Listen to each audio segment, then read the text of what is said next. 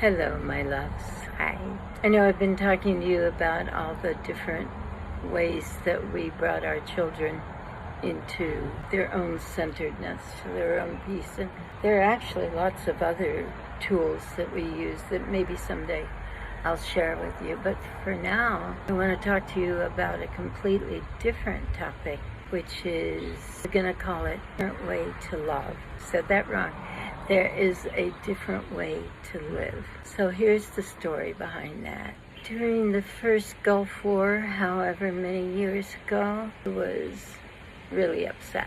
And it's not that we were going to have one more war, because I understand that that's what humans do at a certain stage of evolution. They just have wars. They make each other into separate enemies, basically. And so I understood that there was going to be another war.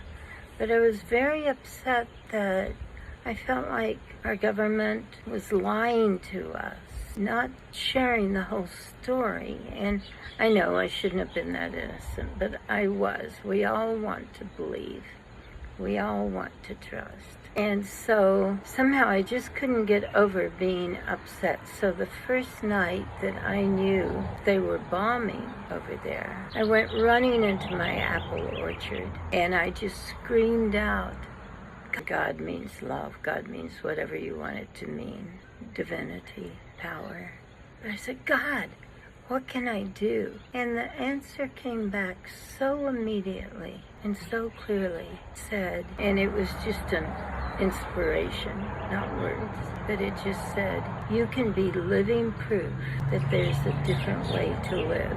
So I walked back to my house and I spoke to my husband about that. And from then on, we made our choices about little things, where we did the grocery shopping, how we responded to people, kids who were angry, how we responded to each other when we weren't honoring each other in the deepest way. And so we each practice becoming living proof that there's a different way to live. And so when we started our nonprofit, that became our motto. Let us be living proof that there's a different way to live. And so I ask you, I've never played by the rules, you know? And if you're listening to this, you probably haven't either.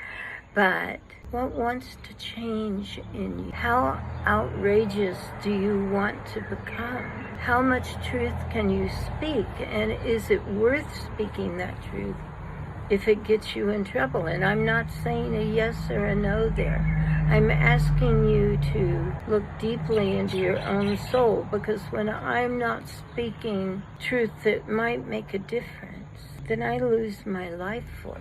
And if I'm not giving up a grudge that I have about somebody, then I feel almost physically sick.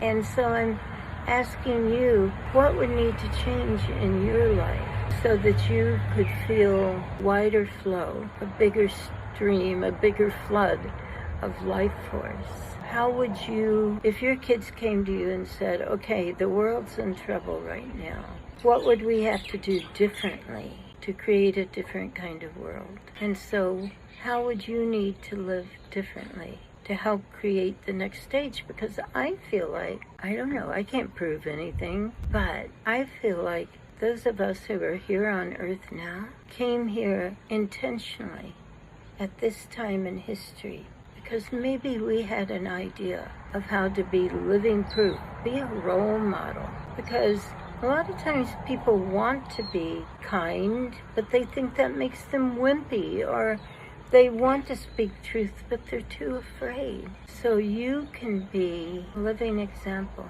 living proof, that if we had a world where we lived in a way that created, and I want to be careful here, I'm not saying we should never be angry.